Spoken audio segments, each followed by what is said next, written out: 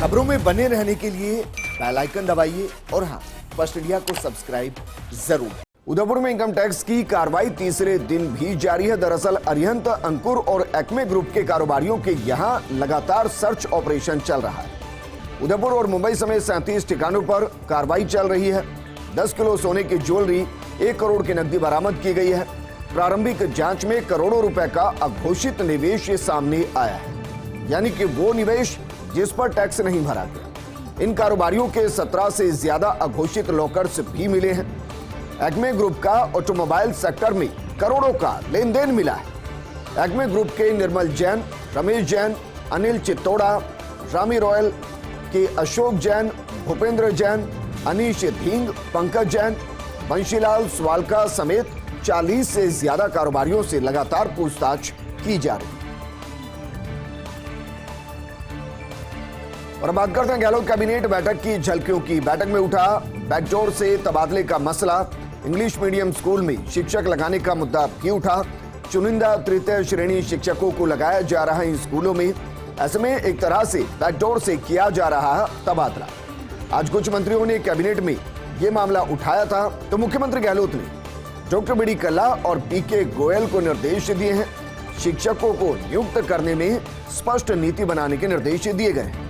मनमानी से नियुक्ति के कारण कई स्कूलों में अजीबोगरीब स्थिति बन गई है। जिस जगह 5 शिक्षक होने चाहिए वहां 10 शिक्षक लगा दिए गए।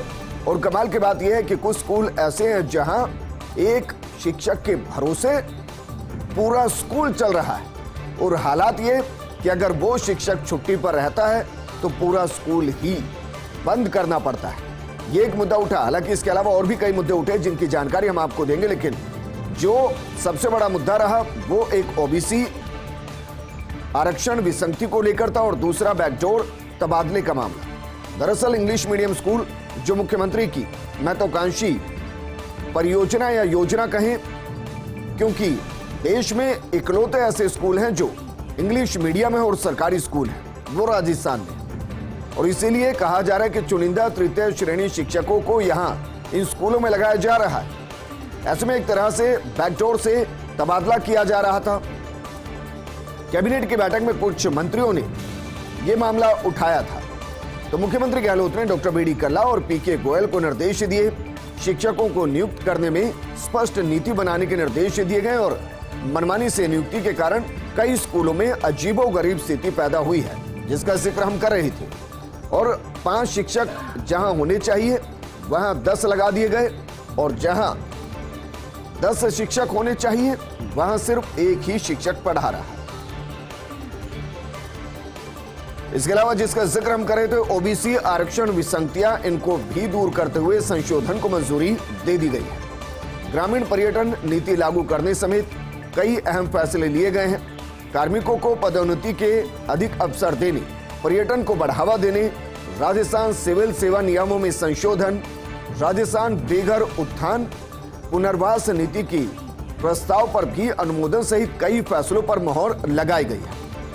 इसके अलावा बीकानेर में मिनी फूड पार्क स्थापित करने के लिए 57.01 बीघा भूमि आवंटित करना, इंग्लिश मीडियम स्कूल में शिक्षकों की नियुक्ति को लेकर फैसला लेना, विधि विज्ञान सेवा नियम में बदलाव और सिविल सेवा 2019 में संशोधन। इसी तरह अगर बात की जाए तो संयुक्त निदेशक का नया पद स्वीकृत करने, जैसलमेर के कॉलेज का नाम बदलने, राज्य कर्मचारी चयन बोर्ड के अध्यक्ष और सदस्य का वेतन बढ़ाने पर भी फैसला हुआ है।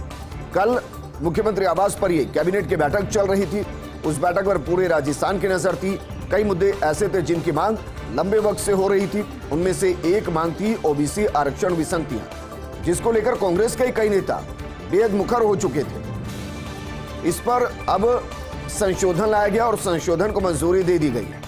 इसी तरह ग्रामीण पर्यटन नीति लागू करने समेत कई अहम फैसले हुए हैं। मुख्यमंत्री की बजट घोषणा थी कि ग्रामीण इलाकों के अंदर भी पर्यटन को बढ़ावा दिया जाए और ग्रामीण टूरिज्म को बढ़ावा देते हुए सैलानियों को उस तरफ प्रोत्साहित किया जाए। इसी तरह कार्मिकों को पदोन्नति के ज्यादा अवसर देने, पर्यटन को एक बार फिर से कैसे बढ़ावा दिया जाए राजस्थान में, क्योंकि अब इंटरनेशनल फ्लाइट्स भी लगभग शुरू हो चुके हैं और राजस्थान नंबर 1 डेस्टिनेशन के तौर पर इंडिया में पहचाना जाता है। मैक्सिमम टूरिस्ट को एक बार फिर से राजस्थान की तरफ लाया जाए, वो कौन से ऑफर दिए जाएं, पर्यटन विभाग इसके लिए क्या महत्वपूर्ण भूमिका निभाए, सरकार इसमें क्या कर सकती है। इससे इतर राजस्थान सिविल सेवा नियमों में संशोधन किया गया। राजस्थान बेघर उत्थान, जिनके पास घर नहीं है उनको किस तरीके से छत दी जाए, पुनर्वास नीति के प्रस्ताव पर भी अनुमोदन सहित कई अहम फैसले हुए हैं। इससे इतर कुछ और खबरें जो कैबिनेट की बैठक में सामने आई, जैसे कि बीकानेर में मिनी फूड पार्क स्थापित करने के लिए 57.01 बीघा भूमि आवंटित करना, इंग्लिश मीडियम स्कूल में शिक्षकों की नियुक्तियों को लेकर फैसला करना। इससे पहले हमने बताया कि किस तरीके के मंत्रियों ने आरोप लगाए और उसके बाद मुख्यमंत्री ने पीके गोयल और बीडी कल्ला को कहा कि एक पारदर्शी नीति लेकर आए। विधि विज्ञान सेवा नियम में बदलाव की बात हुई। सिविल सेवा 2019 में भी संशोधन हुआ। संयुक्त निदेशक का नया पद स्वीकृत करने, इससे इतर जैसलमेर के कॉलेज का नाम बदलने, इसको भी मंजूरी मिल गई है। राज्य कर्मचारी चयन बोर्ड के अध्यक्ष और सदस्य का वेतन बढ़ाने पर भी फैसला लिया गया। वहीं इस कैबिनेट की बैठक में मंत्री डॉक्टर महेश जोशी को नशे की चिंता सताने लगी। दरअसल कैबिनेट में चल रही थी ग्रामीण पर्यटन नीति की चर्चा, तो महेश जोशी ने पूछ लिया, इसमें बार को लेकर भी प्रावधान है क्या। इसके बाद मुख्यमंत्री से जोशी ने कहा, जयपुर में नशे की बुरी स्थिति है, उड़ते पंजाब की तरह उड़ता जयपुर बन रहा है। साथ ही सैटरडे नाइट का भी जिक्र किया डॉक्टर महेश जोशी ने और कहा कि इस रात को जयपुर में कई जगह हालात देखे नहीं जाते, इतने खराब हो जाते हैं। सैटरडे नाइट का जिक्र किया गया और जब पर्यटन नीति का जिक्र हो रहा था, ग्रामीण इलाके में टूरिज्म को लेकर जब बात हो रही थी, मंथन हो रहा था, उस दौरान डॉक्टर महेश जोशी ने कहा कि क्या इस नीति के तहत बार का भी जिक्र है। उन्होंने चिंता जताते हुए कहा कि जिस तरीके से एक वक्त में उड़ता पंजाब हुआ करता था, यानी कि नशे की लत में पंजाब डूब रहा था, युवा डूब रहे थे, उसी तरीके से वर्तमान स्थिति में उड़ता जयपुर दिखाई दे रहा है। जयपुर में नशे की वजह से स्थिति खराब है। सैटरडे नाइट को हालात कुछ इस तरीके के बन जाते हैं कि देखते नहीं बनते। और बात करते हैं गहलोत कैबिनेट के मौनी बाबा की। जी हां, गहलोत कैबिनेट में एक ऐसे भी हैं जो मौनी बाबा हैं। अक्सर बैठक में मौन धारण किए रखते हैं ये मंत्री जी। कल ओबीसी मामले पर चर्चा के दौरान भी इन्होंने चुप्पी ही साधी रखी। पास में बैठा कोई मंत्री कहता है चर्चा के लिए, तो मंत्री जी कहते हैं यहां सबसे बड़े ज्ञानी बैठे हैं, बस चाय नाश्ता करो, इनकी सुनते रहो। अब तक एक भी बार कैबिनेट में ढंग से बोले नहीं है मंत्री जी। तब साथी सीनियर मंत्री ने भी उनसे बात की तो वो बैठक में उलझ पड़े। इसके बाद अब कैबिनेट में मौन सा धारण रखते हैं मंत्री जी।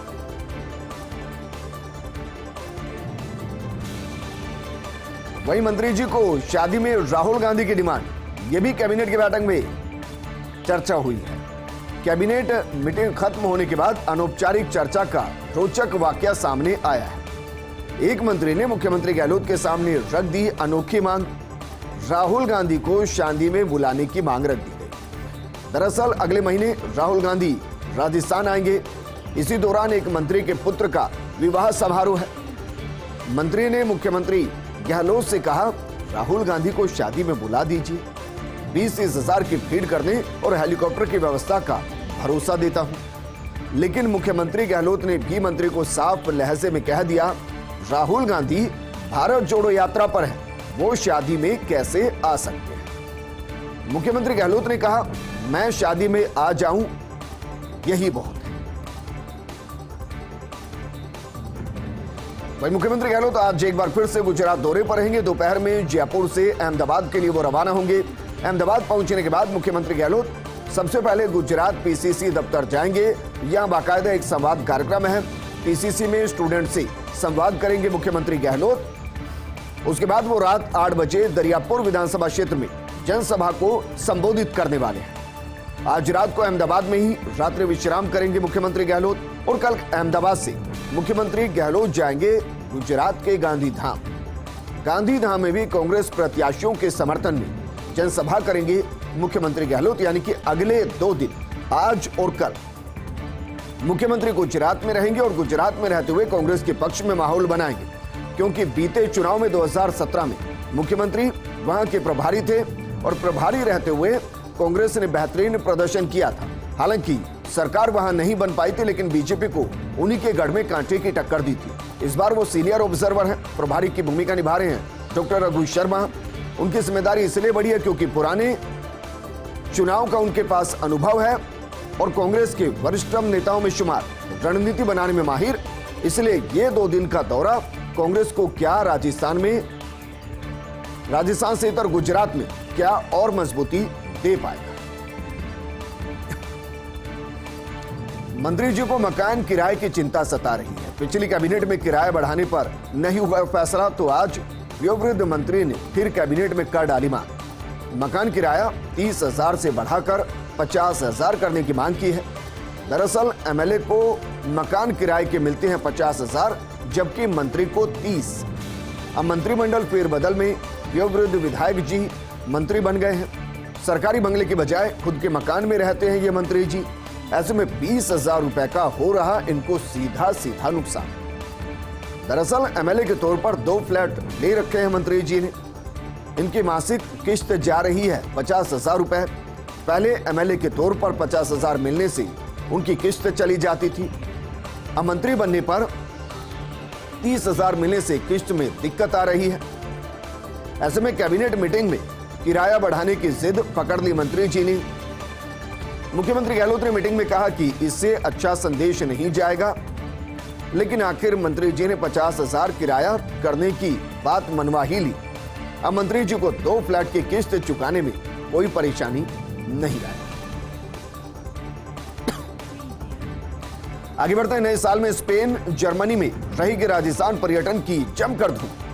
स्पेन में 18 से 22 जनवरी तक होगा फितूर टूरिज्म।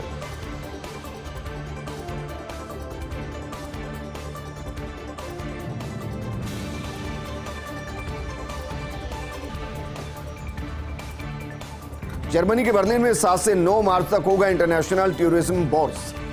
राजस्थान पर्यटन दोनों इवेंट्स में लगाएगा भव्य मंडप। राजस्थान के पर्यटन उत्पादों की लगाई जाएगी प्रदर्शनी। पैलेस ऑन व्हील सहित अन्य उत्पादों के प्रमोशन के लिए करेंगे रोड शो। हालांकि अभी दोनों इवेंट्स में जाने वाले अधिकारियों के नाम तय नहीं हुए, लेकिन कोरोना के बाद दोनों इवेंट्स का पहली बार हो रहा आयोजन।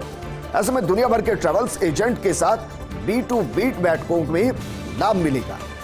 प्रमुख सचिव गायत्री राठौड़ के नेतृत्व में विभाग में जोरदार कार्य हो रहा है और कोरोना के बाद एक बार फिर से सभी पर्यटकों को वापस राजस्थान लाना, ये एक बड़ी चुनौती इसलिए क्योंकि दुनिया भर के अंदर अर्थव्यवस्था चरमरा रही है।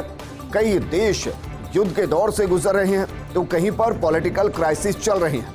इन सब के बीच में जो वहां के सैलानी लगातार घूमने आते थे और जो 2 साल का एक बैकलॉग लगा है, उसको दूर करने के लिए रणनीति बनाई जा रही है और स्पेन, जर्मनी में राजस्थान पर्यटन की धूम नजर आने वाली।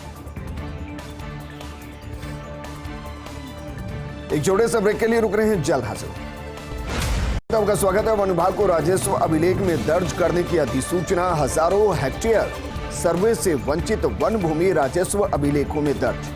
उदयपुर में सर्वाधिक 31,619 हेक्टेयर भूमि, चित्तौड़ में 16,896 हेक्टेयर, अलवर में 3,56,000 हेक्टेयर वन भूमि राजस्व अभिलेखों में की गई है दर्ज। वन विभाग के प्रमुख सचिव शिखर अग्रवाल ने यह जानकारी दी।